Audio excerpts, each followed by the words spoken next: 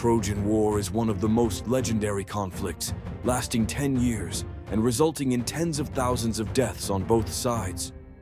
But how exactly did the Trojan War start? What were the consequences? Who stood on each side? And how it ended? Let's begin.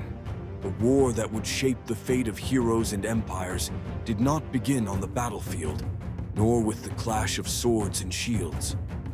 It began with a single golden apple, a fateful choice, and the love of a prince for a woman already wed. The wedding of Peleus and Thetis was meant to be a grand celebration, a rare union between a mortal and a divine. Peleus, a great warrior and king, had won the hand of Thetis, a sea nymph of unmatched beauty. Their wedding was attended by gods and mortals, but not all were welcome. Eris, the goddess of strife, was not invited, for where she walked, chaos followed. In her fury, she cast a golden apple into the gathering, inscribed with 3 simple yet dangerous words, "To the fairest." The goddesses Hera, Athena, and Aphrodite all claimed the prize. Their dispute reached Olympus, and even Zeus, king of the gods, refused to decide between them. Instead, he sent them to Paris, a Trojan prince, to settle the matter. When the 3 goddesses appeared before him, each offered a bribe. Hera promised him power and dominion over all of Asia. Athena offered unmatched skill in battle and wisdom beyond all men. Aphrodite promised the most beautiful woman in the world, Helen of Sparta. Blinded by desire, Paris chose Aphrodite, sealing his fate and that of his city. Hera and Athena left, filled with hatred, vowing vengeance against Troy. When Paris arrived in Sparta, Menelaus welcomed him as a guest, following the sacred rules of hospitality. But under Aphrodite's enchantment, Helen fell in love with Paris. Some say she went willingly, others that Paris abducted her, but the result was the same. She left Sparta and sailed to Troy. Helen was not an ordinary woman. She was said to be the daughter of Zeus, born of his union with Leda. Her beauty was such that countless kings and princes sought her hand. To prevent bloodshed, her father Tyndareus made all suitors swear a solemn oath. Whoever married Helen, all others must protect her marriage at any cost. Menelaus, king of Sparta, invoked the oath of Tyndareus, demanding that all the former suitors of Helen stand by their vow and help him bring her back. Across Greece, messengers were sent to summon the greatest warriors. But some of them didn't want war. Odysseus did not want to go. He had a happy life in Ithaca with his wife Penelope and their newborn son Telemachus. He harnessed a plow to an ox and a donkey, 2 animals that don't work well together. He began plowing his fields with salt instead of seeds, acting as if he had lost all reason. His performance was convincing, and many believed he had truly gone mad. One of messengers suspected Odysseus was faking. To test him, he took Odysseus's infant son, Telemachus, and placed him in front of the plow. At the last moment, Odysseus swerved to avoid his son, proving that he was sane.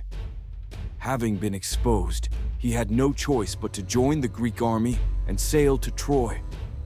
Achilles, the greatest warrior of his time, had been hidden away on the island of Skyros, disguised as a girl by his mother, Thetis, who knew his fate. He was discovered by Odysseus, who laid out weapons among gifts of jewelry. When Achilles instinctively reached for a sword, his true nature was revealed. Ajax the Great, Nestor the Wise, Diomedes, and other mighty kings gathered their fleets, all bound by the oath to fight for Menelaus. The Greek army assembled at Aulis, but the gods did not grant them favorable winds. The seer Calchas revealed that Artemis was furious at Agamemnon and demanded a terrible price, the sacrifice of his own daughter, Iphigenia.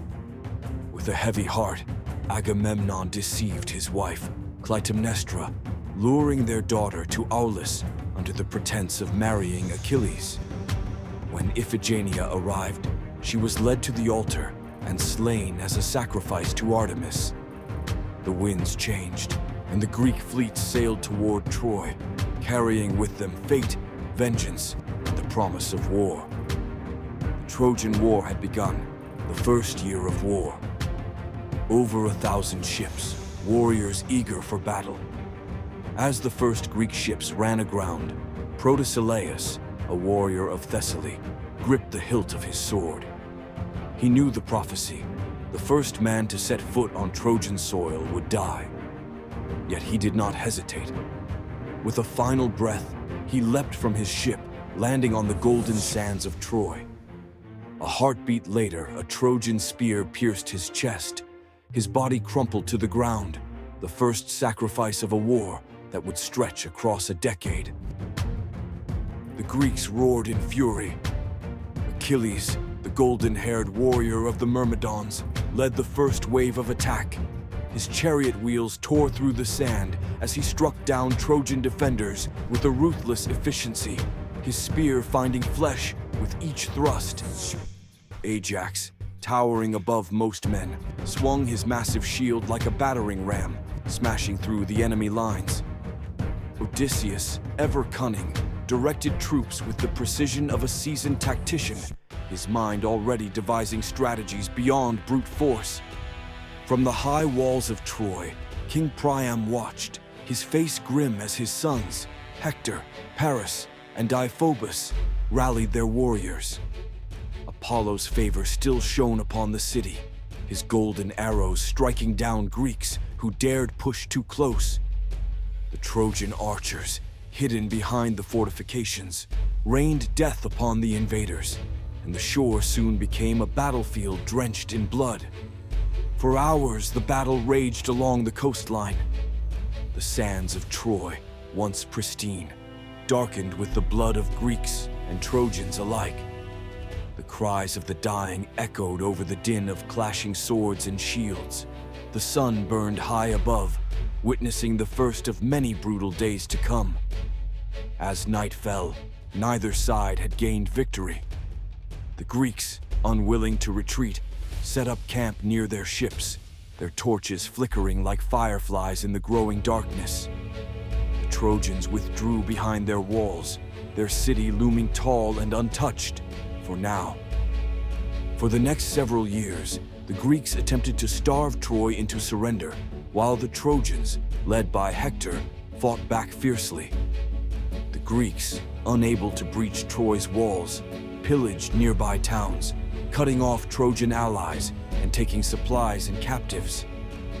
Achilles and Odysseus raided cities, most notably sacking Lyrnessus and Thebe, where Achilles took Briseis as a war prize. By the 7th year, the war seemed to favor the Greeks, but the Trojans launched a powerful counterattack. Hector, the noble son of King Priam, led daring night raids on the Greek camp, burning ships and killing warriors. With help of the Amazons, fierce warrior women, and the Ethiopians, led by King Memnon, arrived to aid Troy, pushing the Greeks back. The Greeks suffered heavy losses, morale dropped, and tensions grew among their leaders. The Greek cause began to unravel, not because of the Trojans, but because of their own pride and conflicts. Agamemnon insulted Achilles, taking Briseis, the woman he had claimed from war. Achilles, furious, refused to fight, withdrawing to his tent and letting the Greeks suffer.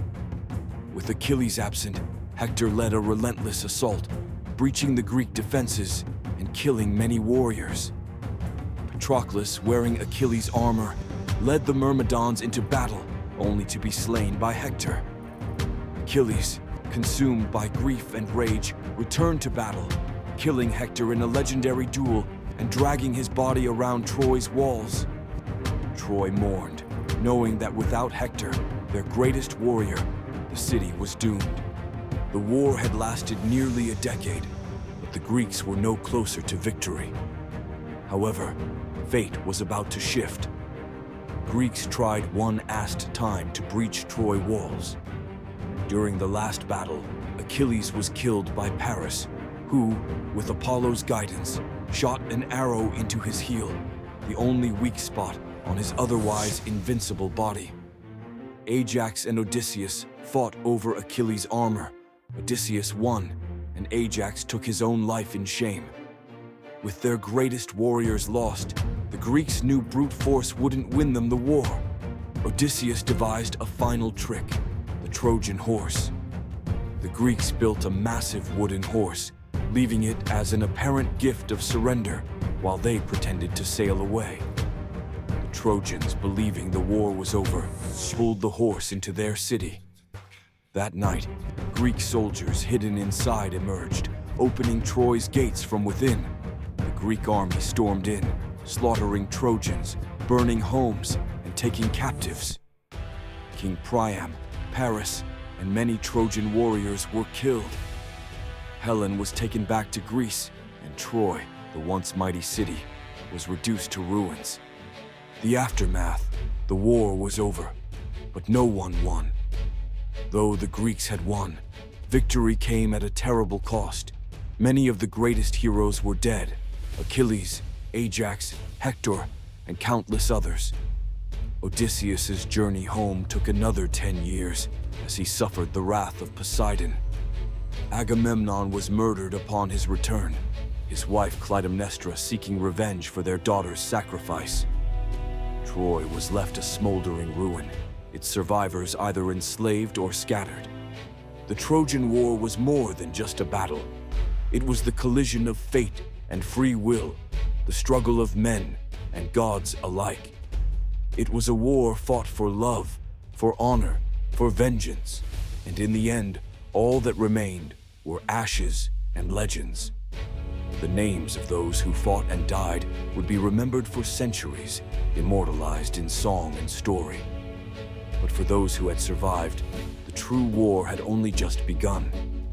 Since the war is mythological, there are no exact numbers, but ancient sources and later estimates give us an idea. Some accounts estimate 100,000 plus Trojans were killed, including civilians. Greek side lost over 50,000 soldiers during the siege, and many more died at sea during the return journey due to storms caused by the gods. The question of whether Troy and the Trojan War were real has fascinated historians and archaeologists for centuries. While the Trojan War, as told in Greek mythology, likely includes legendary and exaggerated elements, there is strong archaeological and historical evidence that Troy was a real city and that a war or multiple conflicts may have happened. For centuries, many believed Troy was purely mythical, a setting created by Homer in the Iliad. However, in the 19th century, archaeology changed everything.